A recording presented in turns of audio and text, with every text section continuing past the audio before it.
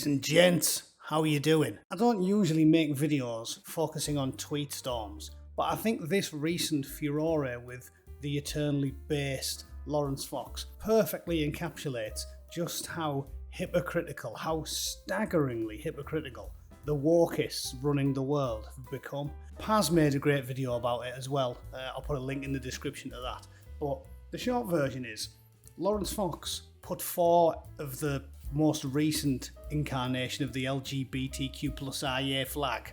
I don't even know if I'm up on current events. There's probably about 6 more letters and symbols in that now. But he basically made 4 of the flags look a little bit like a Nazi flag. I don't want to show it too large or I'll end up getting banned myself. There it is there, basically. I mean, it's not particularly clever. It doesn't really look like it. But that single tweet got him mercilessly harangued by everybody. And India Willoughby, everybody's favourite hypocritical leftist ideologue, was taken to task by Martin Daubney, deputy leader of the Reclaim Party, another party that I like, but sadly another one that really needs to decide what they want and get on with it and try and galvanise the entire Conservative vote behind them, because as it stands, as I say, 2024 is going to end up with woke Britain becoming full-blown commie Britain. So Martin Daubney and the rest of the loose coalition of everybody that isn't an insane, deranged left-wing ideologue, they really need to come together and create one proper viable alternative to the Conservatives, because I think we're all in serious trouble.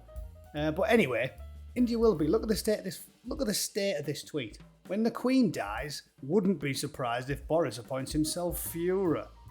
So that picture there disgusted the creature.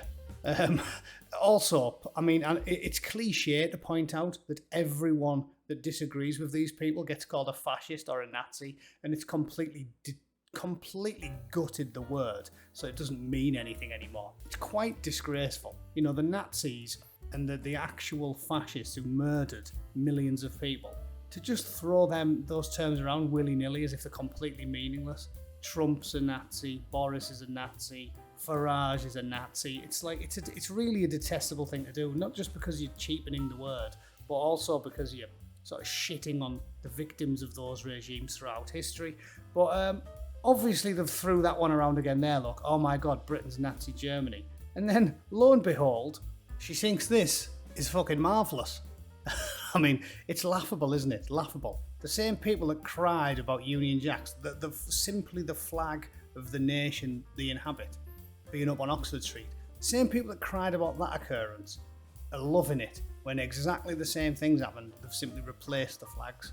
It couldn't be more hypocritical and delusional if you tried your very best to be a deluded hypocrite. If you went to deluded hypocrite classes and were taught delusion and hypocrisy by a professor, a master of the art, it's just absurd. This is brilliant. This is Nazi Germany. You couldn't make it up. And again, these people are in a tiny minority and yet they get all the power. I think 9 out of 10 British people would accept that it's perfectly acceptable to put your own country's flag up in your own streets. So India Willoughby is completely off her box. As mad as a box of frogs, India. But as to the issue at hand, Lawrence got his account banned and locked for his what? For his what? What's the crime? For arranging 4 LGBT flags in a manner they didn't like. That's the crime, is it? That's hateful imagery. Are these people mentally ill? Twitter. Elon Musk he shouldn't be buying it, he should be bulldozing the bastard thing, in my opinion. And worst of all, this maniac from the London Assembly said that the Met Police should look into him using pride flags to create a Nazi image, because it's a hate crime. So you arrange the flags in a way they don't like, you don't even touch the flags or alter the flags, and apparently it's a hate crime. Obviously I had to respond to this. The UK has been broadly supportive of gay marriage since about 1995. That's just a fact. The majority of people don't care that much, because the majority of people in a pleasant, centrist place like Britain think grown-ups should be allowed to do what they want. But they really do act like the Gestapo, and everybody that isn't woke can see it. Either way, saying you think so is definitely not a crime. So well done for proving him right. Caroline Russell.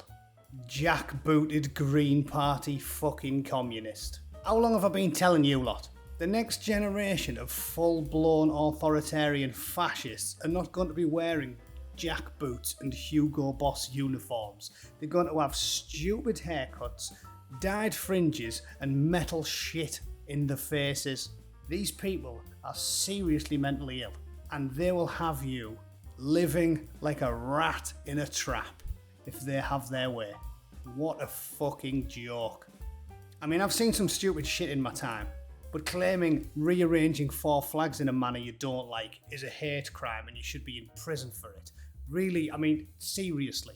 Are you watching, Labour voters? Do you want rug-munching Stalin to be in charge of you? Because I don't. And look at that, even going after another councillor. Councillor Susie, can you clarify what you mean by this? How dare you disagree?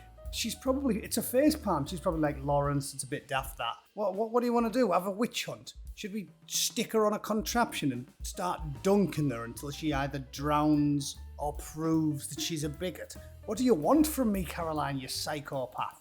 Anyway, I'm rambling. The short version is this. 95% of violent crimes in Britain go unsolved. It's a joke. There is no law and order anymore. Muggings, stabbings, rapes, robberies, burglary. The cops are useless at solving them.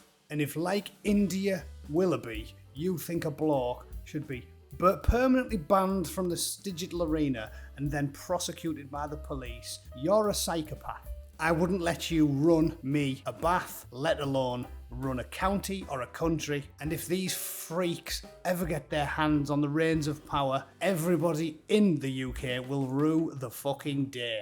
I guarantee you that. Thanks for watching. I'll see you all very soon. Cheers.